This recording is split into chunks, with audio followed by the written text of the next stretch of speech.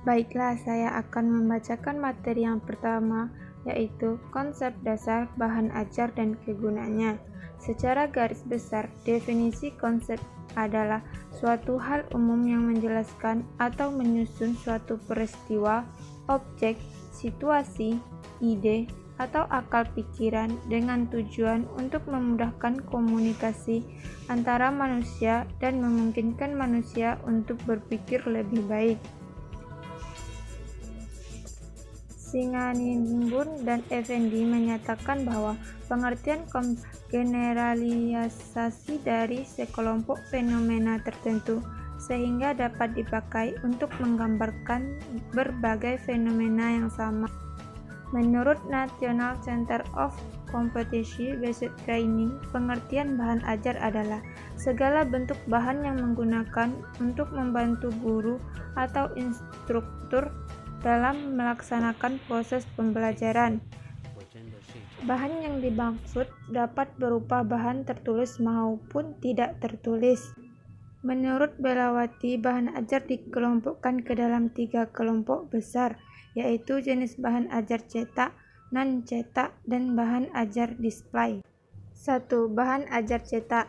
Bahan ajar cetak adalah sejumlah bahan yang digunakan dalam kertas yang dapat berfungsi untuk keperluan pengajaran atau penyampaian informasi.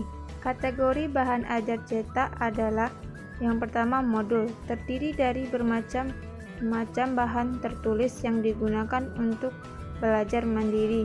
Yang kedua yaitu handle, merupakan bermacam-macam bahan cetak yang dapat memberikan informasi kepada siswa. Handle ini terdiri dari catatan, baik lengkap maupun kerangkanya saja, berupa tabel, diagram, peta, dan materi-materi tambahan lainnya. Yang kedua yaitu bahan ajar non-cetak. Jenis bahan ajar non-cetak ini memiliki kelebihan dan kekurangannya masing-masing. Yang pertama ada overhead transfer charge. Yang kedua yaitu bisa berupa video. Yang ketiga slide, dan yang keempat computer based. Yang ketiga yaitu video, yang ketiga slide, dan yang keempat computer based. Yang ketiga yaitu bahan ajar display. Pada umumnya, bahan ajar display digunakan oleh guru pada saat menyampaikan informasi kepada siswa di depan kelas. Jenis bahan ajar display diantaranya adalah flashcards, attached card, poster, peta, foto, dan realita. Assalamualaikum warahmatullahi wabarakatuh. Perkenalkan, nama saya Rici Sandra Dewi, NIM 2014070064, lokal PGMIB. Baiklah, saya akan membahas materi yang kedua, yaitu pengembangan materi atau bahan ajar PKN-MI.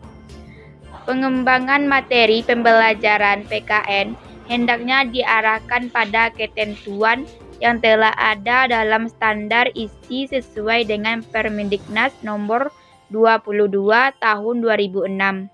Pembelajaran materi PKN harus pula mengacu pada tujuan yang telah dirumuskan dalam ketentuan Permendiknas tersebut, yaitu sebagai berikut.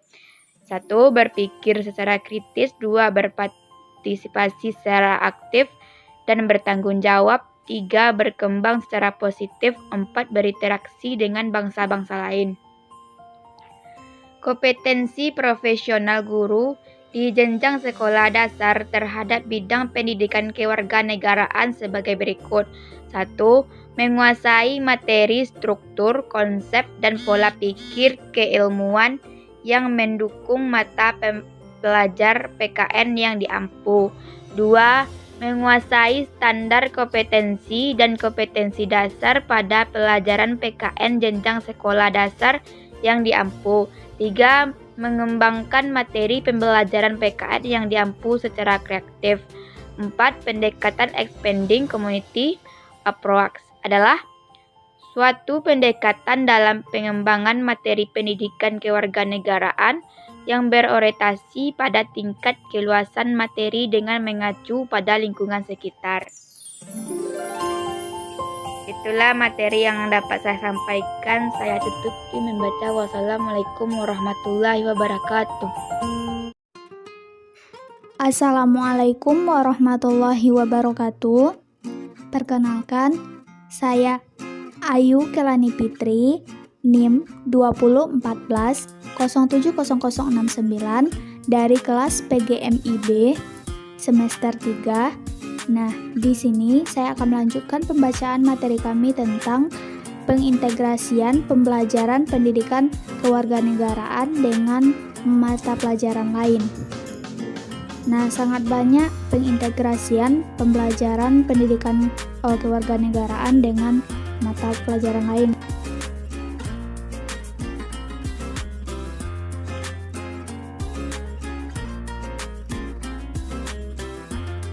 Nah, yang pertama yaitu hubungan pendidikan kewarganegaraan dengan ilmu politik. Pendidikan kewarganegaraan merupakan praktek dari ilmu kewarganegaraan, sedangkan ilmu kewarganegaraan merupakan bagian dari ilmu politik. Yang kedua yaitu hubungan pendidikan kewarganegaraan dengan sosial. Sosiologi merupakan ilmu tentang masyarakat, yang mana yang dibahas tidak hanya keteraturan dalam masyarakat, tetapi juga penyimpangan sosial. Salah satu penyebab dari penyimpangan sosial yaitu kekurangpahaman masyarakat terhadap hak dan kewajiban sebagai warga negara. Nah, yang ketiga yaitu pendidikan kewarganegaraan dengan ilmu sejarah. Dalam mempelajari sejarah, terdapat latar belakang mempelajari pendidikan kewarganegaraan, proses dan alasannya. Pendidikan kewarganegaraan dipelajari, kemudian dengan pada ilmu sejarah terdapat diketahui mengapa perlunya pendidikan yang bertujuan menjadikan warga negara yang baik. Semua itu didasari oleh sejarah atau peristiwa yang terjadi di waktu yang lalu. Nah, selanjutnya yang keempat yaitu keterkaitan antara PPKN dengan IPS. Keterkaitan PKN dengan IPS sangat kuat. Hal ini dikarenakan sebelum menjadi bidang studi pendidikan kewarganegaraan yang menuntut kurikulum tahun 1994 diberi nama bidang studi pendidikan Pancasila dan kewarganegaraan atau sebagai upaya mewujudkan pesan Undang-Undang Sistem Pendidikan Nasional Nomor 2 Tahun 1989. Khususnya pasal 39 ayat 2 dan 3, bidang studi pendidikan kewarganegaraan adalah bagian bidang studi IPS. Nah, demikianlah pengintegrasian pembelajaran pendidikan kewarganegaraan dengan mata pelajaran lainnya. Mohon maaf atas kesalahan. Assalamualaikum warahmatullahi wabarakatuh.